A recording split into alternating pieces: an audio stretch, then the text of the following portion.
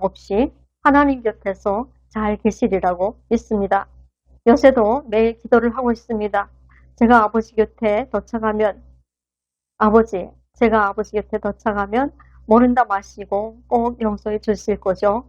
너무 무시하고 철이 없어서 아버지를 실망시켰던 이 못난 딸을 꼭 용서해 주십시오. 안녕하세요. 김평강입니다. 이 시간에는 김현태 단장님과 저희 아버지 또 그의 고등학교 학생 따님과 저와 사연을 말씀드리도록 하겠습니다. 김현태 단장님의 따님의 편지 사연을 듣고 제가 참 그 편지를 접하는 순간에 갑자기 저의 심정은 여러 가지 복합적인 감정으로 뭉클했는데요. 저도 어릴 적에 10대 때 아버지에게 편지를 쓴 사연이 있기 때문입니다. 저의 지난 날과 너무나도 비교가 되면서 김현태 단장님은 참 얼마나 행복한 사람일까. 그리고 하늘나라에서 계신 지금 돌아가신 저희 아빠께서는 단장님을 얼마나 부러워하실까. 아빠에게 미안하고 죄스러웠던 지난날에 대해서 그동안 정말 날마다 반성하면서 용서를 빌어왔습니다. 그러나 되돌릴 수 없는 과거죠. 지나간 세월이 야속하고 또 그 사연과 더불어서 돋보이는 참 별님 같은 스타 따님을 둔 김현태 단장님에 대해서 다시금 존경하는 마음과 또 얼마나 행복하실까 자꾸 부럽습니다. 단장님에 대해서는 나라를 사랑하시는 국민이라면 모르는 분이 없을 정도로 다 알고 있을 것 같아요. 24년 12월 3일이었죠. 비상계엄 당시 곽정훈 특수전사령관의 지시를 받고 국회 봉쇄 임무를 맡았던 김현태 전 707 단장이 지난달 29일 파면 징계를 받았습니다. 이 소식을 받고 3학년 학생인 따님이 아빠에게 편지를 썼습니다. 편지에는 아빠를 위로하는 딸의 마음과 한 군인의 명예를 지키고자 하는 국민의 마음이 동시에 다 담겨 있어서 잃는 사람의 눈시울을 참 뜨겁게 했고 저는 그 아빠와 그 딸이라는 생각이 들었습니다.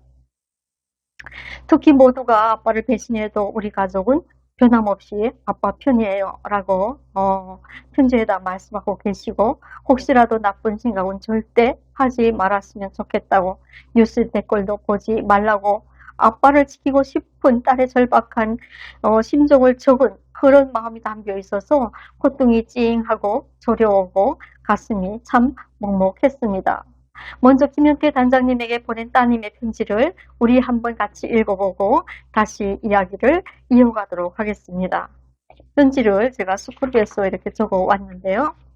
아빠, 계속 아빠한테 연락하고 싶었어. 그러나 혹시 내가 연락하면 아빠가 더 힘들까봐 가만히 있었어. 오늘 아침에 아빠가 뉴스에 나오는 거 보고 오늘은 꼭 연락하고 싶었어. 아빠, 그 누가 아빠를 욕하더라도 무시해. 내가 아는 우리 아빠는 최고의 군인이고 자신의 인생을 이 나라를 위해서 모두 헌신한 사람이니까 욕하는 사람이 나쁜 거고 모두가 아빠를 배신해도 우리 가족은 변함없이 아빠 편이야. 그리고 아빠 너무 자책하지 말았으면 좋겠어. 사람은 살다 보면 누구나 실수할 수 있는 거잖아. 충분히 반성하고 사과했다 하면 충분하다고 생각해. 또 후에 주어지는 책임을 다하고 나면 된다고 생각해. 혹시나 하지만 나쁜 생각은 절대 하지 않았으면 좋겠어. 웬만하면 뉴스 댓글 이딴 거 보지 마. 다 방구석에 있는 바보들 뿐이야. 난 단 한 번도 아빠한테 실망한 적 없고 또 솔직하게 말하는 아빠가 제일 자랑스러울 뿐이야. 아빠, 내 마음이 전해질지 모르지만 진짜 사랑하고 너무너무 보고 싶어. 근데 지금 만나면 아빠가 미안해 할 걸 알기에 조금도 참을게. 아빠, 우리 꼭 웃는 모습으로 만나자. 그때까지 난 내 자리에서 최선을 다해 공부할게요. 아빠는 할 수 있는 일을 최선을 다해줘요. 아빠, 정말 사랑해. 해줄 수 있는 게 없어서 정말 미안해. 하늘도 보시고 공기도 마시고 운동도 하시고 산책도 하고 오늘 하루 힘내, 내일도 힘내고 김현태 대령님은 강하십니다. 이겨낼 수 있습니다. 라고 했고요. 또 PS 적었습니다. PS 오늘은 엄마 생일이니까 다른 거 신경 쓰지 말고 저녁만큼은 가족들과 함께 시간을 보냈으면 좋겠어. 사랑해 라고 적었군요. 정말 1년 내내 내 가슴이 따뜻해지는 그런 편지였습니다. 그리고 고급 김현태 단장님이 참 행복한 사람이구나 라고 부러웠습니다. 왜 그러냐고요. 제가 똑같은 상황이 있었습니다. 아주 어린 시절이었죠. 그 나이에. 제가 그때 꼭 그 나이에 저희 아빠에게 편지를 썼던 적이 있는데요. 저는 그때 북한 세수 통치와 그 치하에서 교육을 받은 사람이고 철저히 세뇌된 김정일 장군이라는 사람의 전사였죠. 여러분 들으시면서 구독 전이신 분들 꼭 구독해 주시고요. 좋아요 한 번씩 눌러주시면 제가 또 얼마나 감사하겠습니까. 부끄러운 과거지만 제가 살아온 과정을 말씀드리는 것은 우리가 이를 통해서 자유민주주의 사회가 얼마나 소중한 것이고 자유민주주의는 꼭 지켜줘야 한다는 심각한 교훈을 다시 한번 되새기는 그런 과정이 되기 때문입니다. 때는 지금으로부터 40년 전이었습니다. 1980년대 말 1990년대 초였던 걸로 기억하고요. 북한을 통치하던 김일성이 아들 김정일에게 세습 정권을 물려주는 그런 후계 작업을 본격적으로 시작하던 시기였습니다. 청년 김정일은 그 세월에 예술계에서 시간을 보냈습니다. 그것도 영화 제작사에서 살다시피 했는데요. 그때 전국에 김일성의 아들 김정일은 예술을 참 좋아하는 사람이고 김일성의 아들이 영화 광일애라는 이런 소문이 퍼져 있었고 저도 그렇게 알고 있었는데요. 제가 오늘날에 이만큼 세상살이를 하고 특히 한국에서 와보니까 그가 취미생활처럼 연막을 쳤던 사상과 이념의 장악 문제가 그 시기에 얼마나 중요한 것인지 알겠더라고요. 국가의 역사 그 자체가 이념과 종교 사상과 세계관, 가치관의 치열한 전쟁이라는 걸 저는 북한에 있을 때는 정말 몰랐거든요. 김일성이 60년대에 벌써 북한 내 종파, 투쟁, 쟁의를 전부 숙청했기 때문에 그 이후 태어난 저의 청소년 세대는 이미 복종만 할 줄 알 뿐 우리는 정말 겉으로는 좌파나 우파나 파쟁이가 적어도 합법적으로는 존재하지 않고 있었고요. 저는 종종 모르고 있었습니다. 이런 세계 속에서 부모님이 살아오셨고 지금도 북한 사람은 살고 있습니다. 김정일은 그리고 조선노동당은 그리고 똘똘 뭉친 이 국민을 모두 자기 것으로 만드는 작업, 문화예술계를 장악하고 문화예술계를 장악하고 또 그 선정 수단을 주기 위한 그런 수령 후계 사업이 진행되고 있었는데 그 김정일이 그때는 예술에 취미만 있는 줄 알고 후계자 사업의 첫 번째 단계라 하는 것을 저희가 몰랐던 겁니다. 그의 후계자 사업을 완성하는 작업에서 가장 깊이 관여한 아버지 세대 예술가들 속에서 저희 부모님도 김정일이 영화 촬영소에 직접 나와서 영화를 지휘 감독할 때마다 가장 근접거리에서 그의 수행을 맡아보았고요. 북한 문화예술계의 대표자라고 말할 수가 있습니다. 그러니까 한때는 정말 잘 나가는 것 같았죠. 저희 아빠도 김현태 대령님처럼 북한인민군 복장에 대좌 계급장을 달고 계셨는데요. 북한에 하나밖에 없는 군인 영화 촬영지를 맡은 아빠를 내가 세상에서 제일 가장 존경하는 사람이었고 멋진 아빠였습니다. 누구나 그렇듯이 저도 아버지를 가장 훌륭한 사람이라고 생각했었죠. 당시 김정일과 친분으로 하여서 감히 보통의 사람들은 잘 넘볼 수 없는 존재이기도 했으니까요. 물론 제 부모님이기 때문에 그렇게 생각했을 수도 있습니다. 그러나 거기에다 잘생긴 미남으로 해서 여배우들에게도 인기가 참 많은 그런 멋지고 다정하고 따뜻한 분이셨습니다. 아무려면 네이버에도 나와 있는데요. 북한 작가 아무개는 누구의 작품은 인간성을 잘 갖춘 호소력이 짙은 감성을 엿볼 수 있는 작품이다 라고 나와 있습니다. 그런데 이렇게 잘 나가시는 부모님이 어느 날 파면을 당하는 일이 일어났습니다. 북한에서 그렇게도 유명한 여배우 총살 사건이 있은 것입니다. 여러분도 아시는 분 다 아실 건데요. 그 사건 이후에 지금의 계엄 사건 특검하듯이 북한 예술계가 발칵 뒤집혔습니다. 북한 예술가들뿐만 아니라 저희 같은 예술대학 학생들 속에서도 반동 부르주아 문학 예술을 칭송하거나 모임을 갖거나 춤바람이 난 청년 학생들을 색출하여서 숙청해 바람이 일어나고 지오는 공개 재판에 공개 청살도 했는데요. 한 사람 한 사람 빠짐없이 반성문을 써서 바쳐야 했습니다. 자본주의 황색 바람을 뿌리채 뽑아버려야 한다는 사상투쟁 회의가 전국적으로 벌어졌는데요.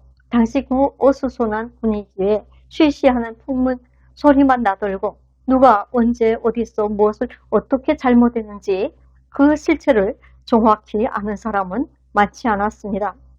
숙청 사업으로 많은 사람들이 강직되거나 보위부에 끌려가거나 소리 소문 없이 사라지기 시작했습니다.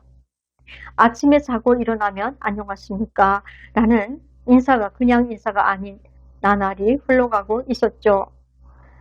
저희 아버지도 어느 날부터 포구나 오랫동안 자리를 비우시고 집에 돌아오지 못했는데요. 저희는 그렇게 생각했습니다. 장모님을 모시는 나날도 늘 현장 침식한다, 항일 유격대식 생활 체계다, 체험이다 하면서 못 들어오신 날도 많고 했으니까 우린 그냥 일이 바빠서 그러시겠지. 그렇게만 생각했습니다. 그러던 어느 날, 그날 어머니가 이렇게 주섬주섬 생필품들, 옷가방들 챙기시다가 저희들을 오빠와 저를 불러 앉히고 정말 청청병력 같은 말씀을 하십니다. 아버지가 탄광에 가셨다는 것입니다. 그것도 탄부들이 이렇게 갱에 들어가잖아요. 지하 막장 행도에 들어가셨다는 거예요. 갑자기요? 왜요? 우리는 너무 놀라서 말문이 막혀버렸습니다. 아빠가 당에서 밀련혁명화를 하고 돌아오라는 명령서를 받았다라는 것입니다.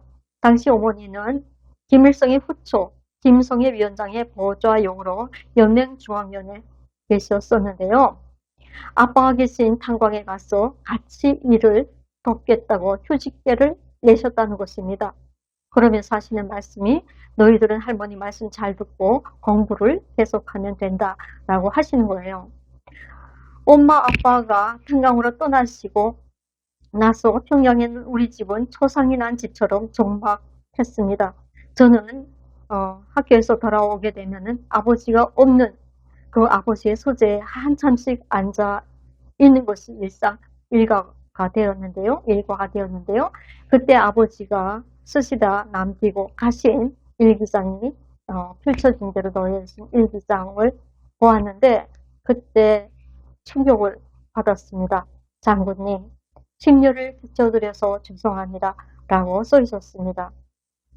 그때 저희 세계관으로서는 당에서 혁명가를 보냈을 적엔 그럴 만한 잘못을 했을 거라는 판에 박힌 인정밖에는 할 수 있는 것이 없었던 것 같아요. 우리 청년들의 사고력은 당신은 당에서 내린 하명이라는 어떤 내용이든지 무엇을 잘못했든지 감히 어디에다 알아보거나 하소하거나 할 오늘을 상상도 하지 못했던 것입니다. 당에서 내린 명령에 대해선 묻지도 따지지도 않는 것이 관례가 되어 있어서 걱정밖에는 할 줄 아는 것이 없었습니다. 아버지가 당한 고통에 대한 아픔과 고통을 느껴볼 사이도 없이 그렇게 존경했던 아빠가 어떻게 그럴 수가 있을까? 어떻게 아버지 장군님을 실망시켜 드릴 수가 있지 하는 유감을 넣은 배신감, 실망, 분노, 이해 못할 감정이 더 컸던 것 같아요. 단 한치도 당에서 내린 조치가 틀렸다고는 생각해 보지 못했습니다.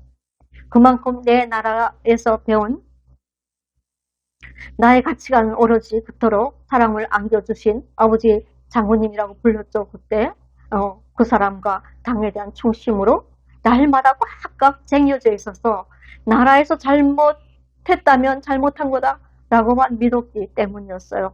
무엇이 아버지의 사건이고 잘못인지, 오해와 진실이 무엇인지 전혀 가릴 생각조차 못했던 아주 문외한이었던 것 같습니다. 어린 나이에 저는 그냥 몸보다 생각이 더 어렸던 그런 아이였던 것 같아요. 저는 아버지에게 편지를 썼어요. 아니, 편지를 쓸 마음만큼은 김현태 단장님의 따님과 똑같은 마음이었어요. 편지의 내용은 완전 다른 내용이었습니다. 아버지가 어떻게 이럴 수가 있는지요. 아버지에 대한 나의 마음은 실망을 넘어 이제 아버지가라 부를 수 있을지도 잘 모르겠습니다. 그러나 다만 다시 쌍벽돌이 더 견고하다고 하니 아버지가 모든 과오를 씻고 혁명화를 잘하고 돌아오시면 장군님께서 아버지를 반드시 잊지 않고 찾아주실 거예요. 이제 아버지 장군님을 더 실망시키지 마시고 조선노동당 당원으로서 부끄럽지 않은 아버지가 되어서 돌아와 주세요. 이렇게 몇 글자 당돌하게 써서 그 아픈 아버지의 가슴에 돌을 던졌습니다. 그러나 뼈아픈 침묵의 하루하루가 지나자 차차 철이 들면서 아버지는 죄를 짓지도 과오를 범하지도 않았고 오직 그때그때 최선을 다해 살아오셨다라는 것을 알게 되었습니다. 그때 아버지는 김종일에게 직접 과오를 받았고 그가 관심하는 작품의 책임을 맡아 기획하던 중에 여주인공을 우인이라는 배우로 설정하게 되었고 그런데 이 작품의 주인공은 김종일이 추천했고 기획부터 두개 필름 시사회까지 전부 직접 참관하였고 내리다시피 영화 촬영장에 나타나 우인이를 찾았고 그를 만난 사람도 바로 김종일이었다는 겁니다. 그러나 이는 그 영화 제작사에 막대한 투자를 한 일본 자본가의 아들로부터 시작되었는데요. 당시 북한 조선중앙방송과 예술영화 제작사에 막대한 투자를 한 일본 자본가가 있었는데요. 그의 아들이 우인에게 관심을 두면서 일이 벌어졌습니다. 아직 꽃샘 추위가 사라지지 않았던 그 봄날에 우인이는 그의 아들 그 청년과 함께 승용차 안에서 거의 나체 상태로 발견되었습니다. 남자는 숨이 멎은 상태였었고요. 여자는 코마 상태로 몇 달 동안 병원에 있게 되었는데요. 몇 달 후 그가 살아있다는 사실을 전국에 몇 달 동안 비밀로 붙였습니다. 누구도 그가 아직 살아있다는 소식을 감감 알지 못했습니다. 김종일은 우인이를 무조건 살리라고 지시하였다고 합니다. 병원에서 깨어난 우인이에게 병원에서 장군님의 말씀이라고 이 말씀을 전달하자 우인이가 정신이 활짝 들어서 처음 한 말은 장군님 고맙습니다였고 장군님의 사랑에 목이 메었다고 모두에게 전달되었습니다. 그러나 다른 남자에게 몸을 맡겼던 우인이에게 극도로 화가 난 김종일은 그를 정치적 도구로 사용하기로 했습니다. 모든 예술가들에게 김종일을 화나게 하면 어떻게 되는지 보여주리라. 가장 효과적인 정치적 희생양이 되었던 거죠. 우인이는 꽃피던 봄날에 진달래 꽃 같은 자켓을 입고요. 평소에 우인이는 긴 이렇게 머리를 자연 머리를 생머리를 하고 다녔는데 그거를 딱 잘라서 단발머리를 막 흩날리면서 봄바람에 흩날리면서 총에 맞았습니다. 그가 촬영했던 영화는 초년색 영화로 필름을 외국에서 새로 들여왔었던 건데요. 우인이가 사용되자 그 피해를 누구한테 가겠는가 하는 그런 이제 사상 투쟁이 시작되었죠. 한국으로 말하면 일종의 특검이 진행되는 겁니다. 장군님께 신녀를 비춰드린 이 작품의 주인공을 우인이로 누가 발탁을 했냐 하는 책임에 아빠에게 돌아왔던 것입니다. 제가 어머니와 친하게 지내던 아빠 동료 작가님으로부터 썩 후에 당시 아빠는 그때 사상투쟁할 때 노상 침묵으로 일관했다라는 이야기를 전해 들었습니다. 당시 저는 아빠의 일을 아빠의 책임으로만 알고 있었었죠. 그 정도로 미나민 아빠는 여배우들에게도 아주 인기가 많았던 것이 사실이어서 우인이를 주인공으로 발탁했다 하면은 누구도 의심하지 않았고, 그 책임을 아빠는 혼자 떠이고 1년 선고를 받고 이렇게 탄광으로 가게 된 것이었죠. 김종일은 약속대로 1년 만에 아빠를 다시 평양으로 불러들였습니다. 그리고 좋은 위치에 먹기를 시켰습니다. 그러나 그때 아빠는 벌써 마음이 많이 닫혀 있었습니다. 아무 의욕도 없었던 것 같아요. 지방과 탄광의 실정을 알게 되었었던 거죠. 수직행에서 죽어간 수많은 사람들을 목격하시고 오신 아빠는 다른 사람이 되어 계셨습니다. 내가 만든 영화에서 나오는 충성심의 소재는 착각과 상상의 조합이고, 실제 북한은 그런 북한은 존재하지 않았다는 반성으로 해서 많이 번뇌하고 있었고, 평양에서 살다 온 이런 귀족 같은 출신의 그런 청년을 그토록 따르고 도와준 사람들을 잊을 수 없고, 그리고 또 도와줄 수도 없다는 그런 자괴감에 시달렸습니다. 인권 없는 북한을 고발하고 싶었던 아버지였고요. 그 후에 북한은 고난의 행군으로 점점 더 나락으로 떨어져 갔습니다. 김정일은 평양으로 돌아온 아빠에게 특별히 1호 공급 대우라는 이런 특별 대우를 해 주었고, 많은 의약품과 아빠가 좋아했던 건강, 여과 담배를 비롯해서 아빠들로 이렇게 선물이 쏟아져 왔습니다. 그러나 아빠는 이미 탄광에서 탄부들이 말아 피우는 마라초를 입에 대기 싫다고 그만 담배를 끊은 상태였습니다. 김정일은 많은 작품을 상기시키고 과업을 주었으나, 그러나 아빠는 이제 피를 접었습니다. 라고 주변에 알렸고, 모든 것을 포기한 사람 마냥 문을 걸어 잠그시고 소재로 들어가셨습니다. 누구도 들어오지 못하게 하시고 내 밥상도 차리지 말라 라고 당부하셨던 것이 기억이 납니다. 그때 제가 외국에 나가서 일을 하고 있었는데, 저는 이번에 귀국하면 꼭 아버지에게 사죄하고 제가 너무 철이 없었다고 용서를 빌겠다고 별로 왔었습니다. 그러나 다음은 없었습니다. 아빠는 금식하신 지 15일 만에 어느 날 조용히 숨을 거두셨습니다. 김정일이 아빠에게 김일성 상궤관이라는 큰 상을 내렸다는 소식을 제가 있는 외국에서 나라에서 대외사업국에서 전해왔습니다. 그러나 이렇게 저는 아빠의 가슴을 아프게 한 편지를 수정하지 못했고 용서를 빌지 못했는데, 아빠는 저의 용서를 받아들이시지 못한 채 세상을 떠나셨습니다. 작별 인사도 드리지 못한 불효한 딸, 아버지와의 이별을 서러워할 새도 없이 저는 또 한국으로 떠나와야 했습니다. 누가 평민을 아프게 했습니까? 누가 지편 내편 하면서 사람들을 몰아세웠습니까? 왜 나의 사랑하는 아버지는 죄 없이 피해를 받았을까요? 세상의 아이들이 왜 어른들 때문에 소리 일찍 들어야 하는지요? 김현태 단장님의 따님을 생각하면요, 너무나 철이 없었던 지난날을 반성하는 오늘입니다. 김현태 단장님의 따님이 너무너무 부러웠습니다. 아버지에게 힘을 드리는 장한 일을 한 그를 칭찬하고 싶습니다.